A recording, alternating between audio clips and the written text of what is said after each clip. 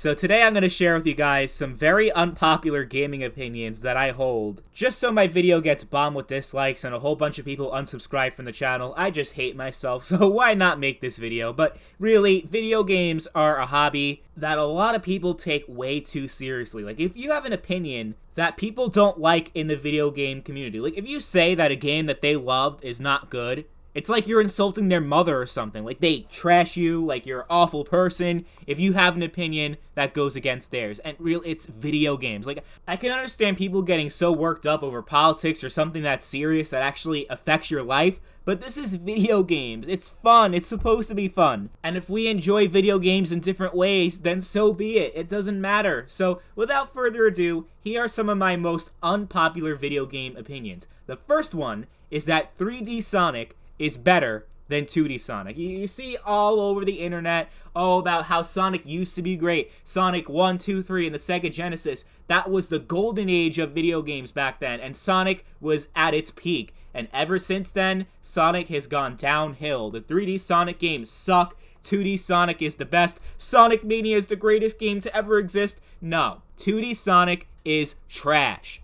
To me, it's a contradiction. I mean, the Sonic games feel more like a tech demo than a real gaming experience to showcase the power of the Sega Genesis. That's really what the point of having so much speed. That's really what it was. It was a gimmick. It was to show off the blast processing of the Sega Genesis.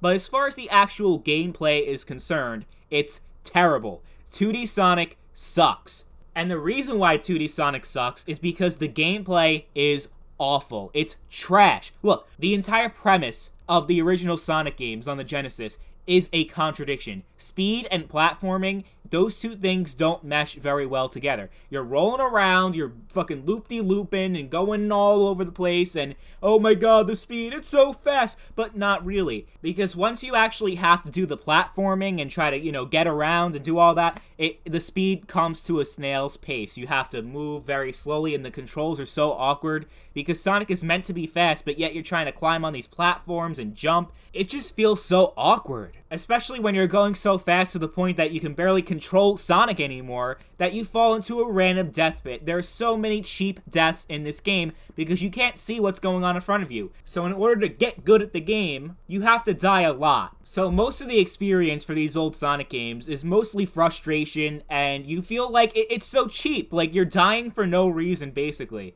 It's trash. No, 3D Sonic is much better because it maintains the speed of Sonic the Hedgehog while also having really good platforming. Because it's 3D, you could see what's going on in front of you, so you don't have to memorize the whole layout of the stage. As long as you're good enough at the game, you can get through the stage, and it doesn't feel like you're getting screwed over with these cheap-ass deaths that make no fucking sense, So yeah, no. 3D Sonic is much better than 2D Sonic, especially when we're talking about Sonic Adventure 1, Adventure 2, and Sonic Heroes. Even Shadow the Hedgehog is better than the original Sonic games on the Genesis. I also think that Grand Theft Auto 4 is better than Grand Theft Auto 5, which also seems really unpopular to say because Grand Theft Auto 5 is literally one of the biggest video games to ever exist. While Grand Theft Auto 4 was successful, it was nowhere near GTA 5, and people generally regard GTA 5 as the superior GTA experience. But I have to disagree. I think that from the open world environment of Liberty City to even the gunplay, everything about Grand Theft Auto 4, the story, everything is better than GTA 5. The only thing I'd say that GTA 5 has better going for it is the driving experience, because really, the driving in GTA 4 can be a little clunky, and it doesn't really feel natural. It's definitely, the driving is much more smooth in GTA 5, but even the multiplayer, I have to say, I enjoy GTA 4's multiplayer more than 5, because 5 was just such a grind. The whole, live service, you got all these updates and all these microtransactions. It kind of just ruined the experience for me. I actually think that GTA 4, even though it's more simple, and obviously it's nowhere near as big in scope as GTA 5's online, I'd still rather go out and play GTA 4 online than GTA 5. I know the servers were shut down or whatever, but maybe there's a way to get back online. I don't know. I haven't played GTA in a long time. But overall, I have to say that Grand Theft Auto 4 is a much better game than Grand Theft Auto 5. I mean, come on, like, you throw like 2 punches and the enemy is already dead. Like, it just doesn't feel as satisfying as in GTA 4 when you're shooting enemies and they take multiple shots to the chest and then they go down, but then they're still alive and they're like lying on the floor, and then you finish the job. But like with GTA 5, it feels more like an arcade experience, really. Like the combat, I mean, like 2 punches and your enemy's dead, really? Like, oh man, like it just doesn't feel as satisfying as GTA 4, because GTA 4 is more grounded in reality, it's more serious, it's more realistic, it's more gritty. Like, I just overall enjoy the experience that Rockstar offered with GTA 4 than with GTA 5. And now that we're on the topic of open world shooting games, I think Saints Row the Third and Saints Row 4 are awful games, and they're a step back in the Saints Row series. Saints Row 1 was great. Saints Row 2, in my opinion, is pretty much close to a masterpiece. I mean, it's definitely one of the best, if not the best, open world sandbox experience that I've ever had. But then Saints Row the Third came out, and they pretty much took away all the great things that we've had in the original Saints Row games and added in purple dildos and said, this is our new game. And people loved it. The 13-year-old kids loved it, but I was not impressed. Never mind the complete change in tone that made absolutely no sense. It was all cartoony and over the top, which was nothing compared to the other Saints Row games, which were a little bit more grounded in reality, although they definitely had their ridiculous moments. Nowhere near the crazy ridiculousness that you had in Saints Row the Third, especially in Saints Row the 4, where you were the President of the United States, you had superpowers, you were fighting aliens, and all this just crazy shit. Like, whoever wrote Saints Row 4 was definitely on a huge acid trip, because it just made no fucking sense. And that's the thing about Saints Row the Third and Saints Row 4. The writing was terrible. The single-player campaign sucked. Compared to the amazing writing that we got in Saints Row 1 and 2, Saints Row 3 and 4 felt like a huge downgrade from the previous 2 games. They even took away competitive multiplayer. Compared to the vibrant atmosphere offered by Stillwater in Saints Row 1 and 2, Saints Row 3 and 4's world of Steelport felt so bland and lifeless, it was so depressing. For a game that was so over the top and balls to the wall, the open world in that game was just boring. There was nothing to do. No, I'd easily take Saints Row 1 and 2 over the garbage that Volition gave us with Saints Row the Third and Saints Row 4.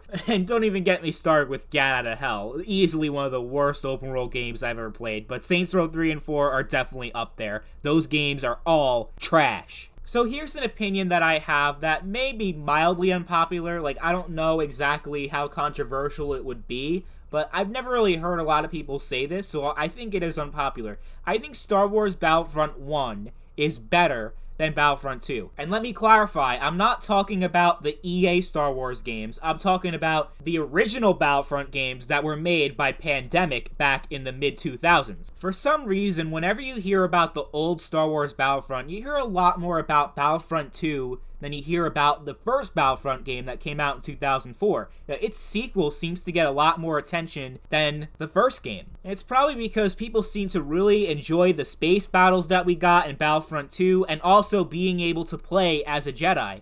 But I have to say that Battlefront 1, it was more grounded. You didn't have a lot of air combat. You had some of it in certain games, but you definitely didn't have space battles, and you couldn't play as a Jedi. I actually think that was better, because I'm not really a big fan of space combat or air combat. I prefer to do infantry when I'm playing a first-person shooter. It's just not for me, so that might be a personal preference, but just the overall map layout in Star Wars Battlefront 1, in my opinion, was superior to the maps that we got in Battlefront 2. And yeah, there were definitely a lot of things that were better in Battlefront 2, like the 501st. Like, you had a better story, and you actually had a real campaign in Battlefront 2, and there were a lot of good things going for it. But personally, just like the fact that the maps were so much better in Battlefront 1, so many classics like Cloud City, Dune Sea, and the Spire, I mean, those maps were just so much better than what we got in Battlefront 2. That's just my opinion. Some people might disagree with me, but I just love the overall atmosphere of the first Battlefront game than the second. I don't even like the fact that you could play as a Jedi in the second one, because it felt so overpowered, and it completely ruined the balancing of the Battlefront series. That I really think that it's good that it focused more on the troops on the ground, like the stormtroopers and the clone troopers and the droids. I just didn't think we needed to really be able to play as a Jedi. I think it kind of messed with the balancing of the game in a negative way, and it's still great. I still love Battlefront 2, but I just think that the first Battlefront is a much better experience overall. So if you made it this far and haven't lost respect for me yet, I think that's about to change, because this opinion, oh man, this is really something. I believe that Call of Duty Infinite Warfare is a good game. Now, hear me out, before you hit dislike, before you call me retarded. Look, I got a reason why I think Infinite Warfare is good, and I know why people didn't like it. People didn't like it because people were sick and tired of the futuristic Call of Duty games, and they released another one, and people just wanted to move on from the whole futuristic thing. We got Advanced Warfare, we had Black Ops 3, and another one. People were just not in the mood for another futuristic Call of Duty game, and that's really the reason why people didn't like Infinite Warfare. Not the actual quality of the game, because if people actually played it and gave it enough of a chance, they would realize that Infinite Warfare is actually a pretty solid gaming experience. And I'll go as far as to say that Infinite Warfare is the best futuristic Call of Duty. It's much better than Black Ops 3. The single-player campaign was really good for Infinite Warfare. It's definitely one of the best Call of Duty campaigns I've played. But I know, who the fuck cares about single-player in Call of Duty? I know, nobody. But I also thought the zombies were pretty cool. Maybe not quite as good as Black Ops 3, but the overall multiplayer, I think, was better in Infinite Warfare than Black Ops 3. I like the weapons, I like the overall balancing of that game.